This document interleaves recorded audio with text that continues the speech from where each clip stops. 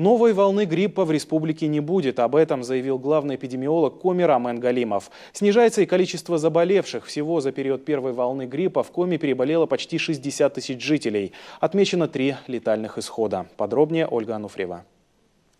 Эпидемиологическая ситуация в этом году оказалась куда сложнее, чем в прошлом. От внебольничной пневмонии, вызванной гриппом H1N109, скончались 3 человека. 1 случай зафиксирован в Инте и 2 в Сыктывкаре. Впрочем, пока нет уверенности, что 3-я жертва скончалась именно от сложнейшего гриппа. Материалы исследования направлены в Москву.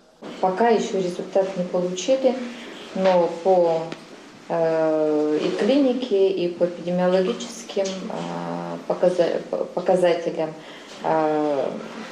Министерство здравоохранения ставит диагноз, что в данном случае имел грипп H1N109.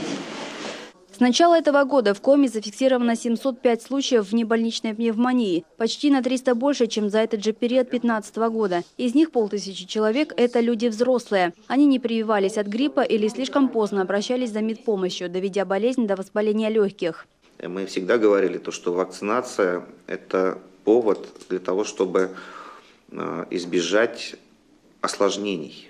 Вот вам типичный пример, потому что вы сами понимаете, что даже маленькие дети, которые наиболее подвержены, скажем так, простудным заболеваниям, и эти маленькие дети, даже после перенесенного гриппа, если они были привиты, то проблем с небольничными пневмониями, если случались, то были крайне редки.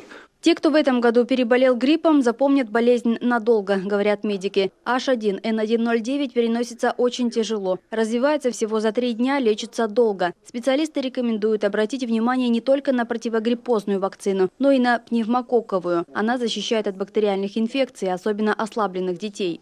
Но это также тяжелое осложнение бактериальных инфекций верхних дыхательных путей. Они очень часто встречаются.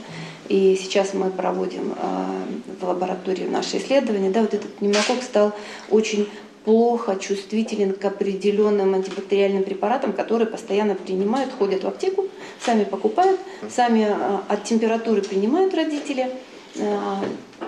Теперь уже чувствительность, во всех стандартах по лечению пневмонии прописаны эти препараты. Мы их уже скоро не сможем вообще применять, потому что люди занимаются самолечением. Сегодня уровень заболеваемости в целом пошел на спад. Правда, в столице республики заболеваемость среди взрослых растет. Специалисты еще раз напоминают, при первых признаках недуга нужно немедленно обращаться к врачам и не оставлять больных гриппом детей с пожилыми людьми. Они чаще всего страдают хроническими заболеваниями и переносят вирусные инфекции особенно тяжело. Ольга Ануфриева, Алексей Паршуков, телеканал Юрган, Сыктывкар.